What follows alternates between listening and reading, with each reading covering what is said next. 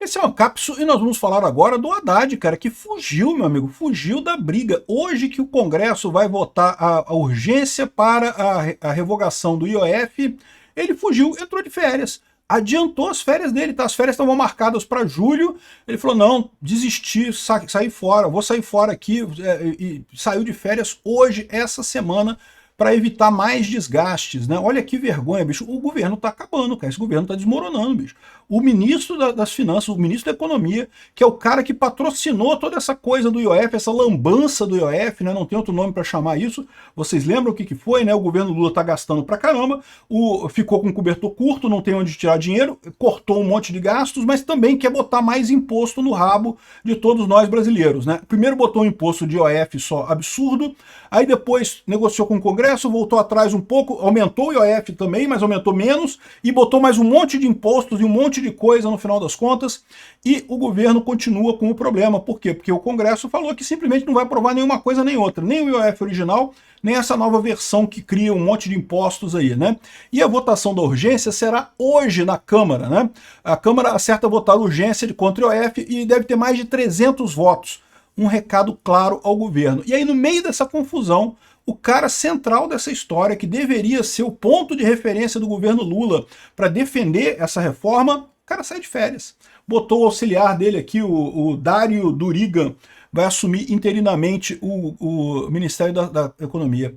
Cara, isso é coisa de governo que perdeu o controle, hein? Acho que tá afundando o governo. Não quer dizer que o governo vai acabar, mas quando o governo afunda, já não consegue fazer mais nada, né? Sinal de que o barco está desgovernado, vai bater no primeiro iceberg que tiver aí na frente. Essa notícia foi sugerida por Peter Tomando Ozempic, Diálogo Cabuloso do PT com o PCC e várias outras pessoas. Obrigado aí ao pessoal que sugeriu notícias lá no nosso site, no visãolibertaria.com, e obrigado a você que está assistindo o nosso vídeo. Se você gosta do nosso conteúdo, por favor, deixa o seu like, se inscreva aqui no canal, né?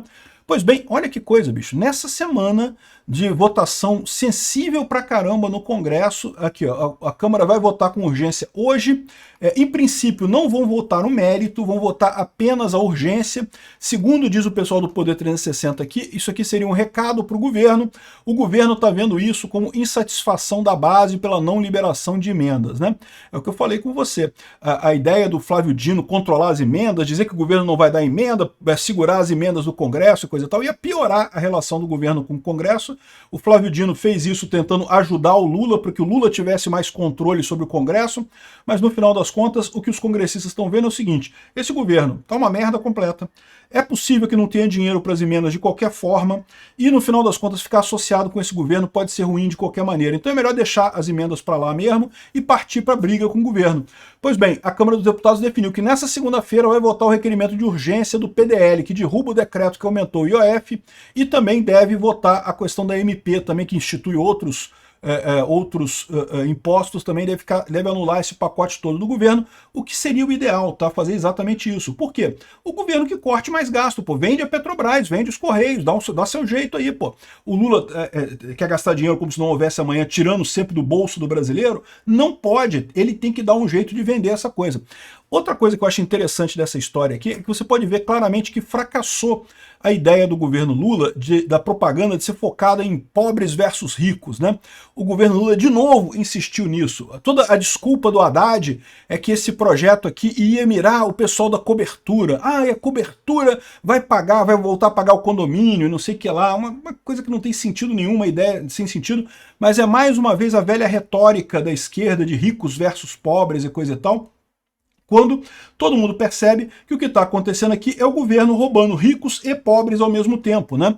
Como eu expliquei para vocês já várias vezes, e vários outros youtubers, várias outras pessoas também já falaram sobre isso, você tributar LCA e LCI, você vai aumentar o preço dos alimentos e vai aumentar o preço do imóvel, o preço do aluguel. Você tá jogando esse custo de novo para a população do mesmo jeito, para a população pobre, não é só para rico, não. Ah, mas você é o rico que paga o imposto. É o rico que paga o imposto. Mas se ele vai pagar o imposto na hora de emprestar dinheiro para o agronegócio, ele pode pegar esse dinheiro dele agora e fazer outra coisa com esse dinheiro. Não vai mais emprestar para o agronegócio. E se ele não vai mais emprestar para o agronegócio, o que vai acontecer? Vai ter menos dinheiro para o agronegócio. E se vai ter menos dinheiro para o agronegócio, vai ter menos coisa sendo plantada, menos bois sendo cuidado. Enfim, no final das contas, você vai ter menos comida sendo produzida e vai inevitavelmente aumentar o preço do alimento em algum momento. momento aí do futuro.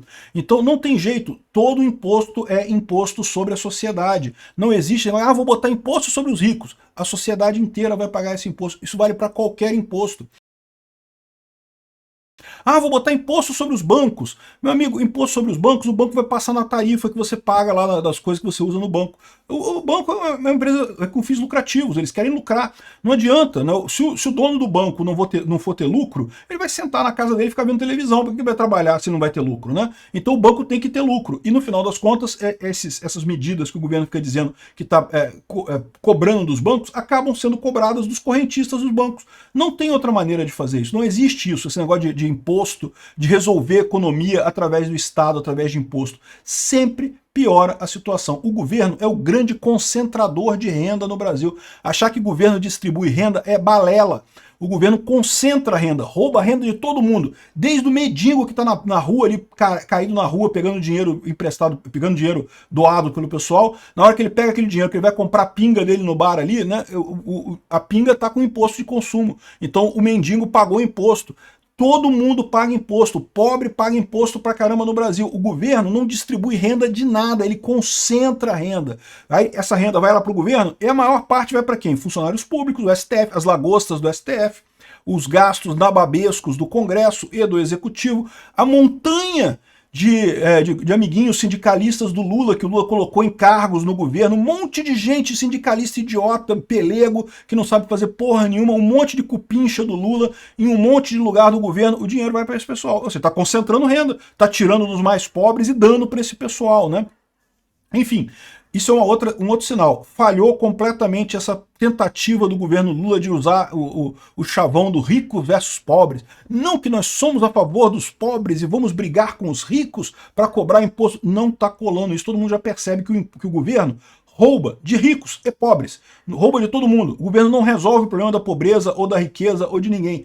Né? E o pior, né, sempre acaba ajudando os mais ricos no final das contas, porque os ricos têm poder, o dinheiro tem poder. O rico compra deputado, o rico compra o Lula, né, claramente, né, um monte de corrupção que teve no primeiro governo do Lula e está tendo agora também. O pobre não consegue comprar ninguém, aí, ou seja, o pobre se fode de novo. O rico, por mais que o governo invente coisas, invente regulamentações, sempre ajuda o rico e prejudica o pobre. Então, aqui a Câmara está votando isso daqui, mas é importante notar isso, tá? Segundo disse o Hugo Mota, eles vão votar apenas a urgência do assunto, não vão votar o mérito. Seria uma forma de pressionar o Lula a mudar alguma coisa. Aqui, ó, o presidente Hugo Mota havia optado por pautar a urgência depois da insatisfação com a medida provisória do Executivo editada nessa quarta-feira, que aumentou impostos. Entre as medidas, o Executivo quer taxar investimentos hoje isentos, como a LCA e a LCI.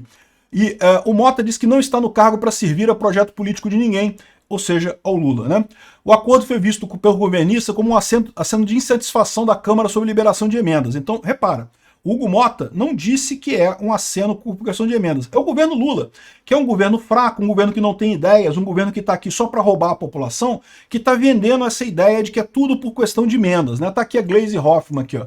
Derrubar a MP e o decreto de IOF seria ruim para o Congresso com as emendas. Se vocês derrubarem, a gente não vai dar mais emenda nenhuma. Eu tô falando para vocês, essa ilusão desse pessoal, o Dino não tá liberando emenda mesmo. Que diferença faz se vai ter emenda, se não vai ter emenda? O Dino já segurou as emendas todas lá. Então aqui, no final das contas, parece que vai ter 310 votos para aprovar a urgência. Governistas consideram ser uma conta segura. Essa votação expressiva dará munição para os deputados pressionarem para outro voto logo em seguida para derrubar o decreto do IOF.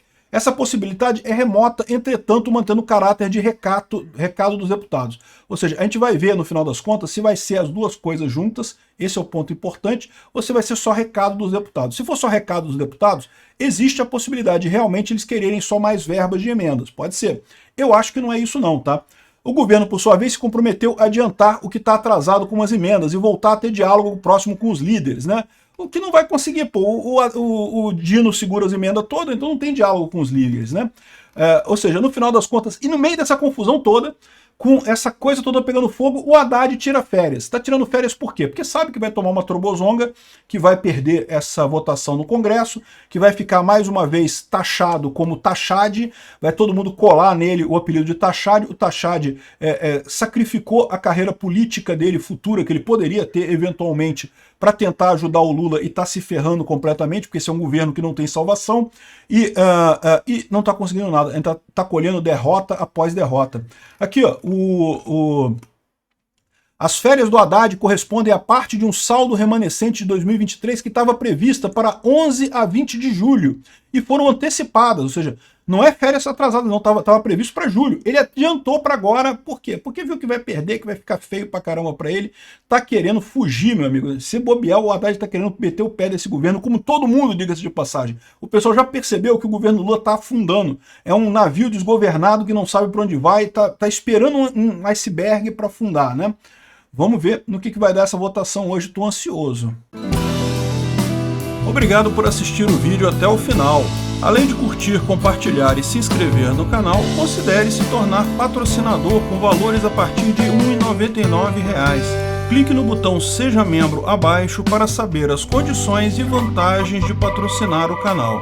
Mais informações sobre o nosso projeto, visite nossos sites indicados na tela.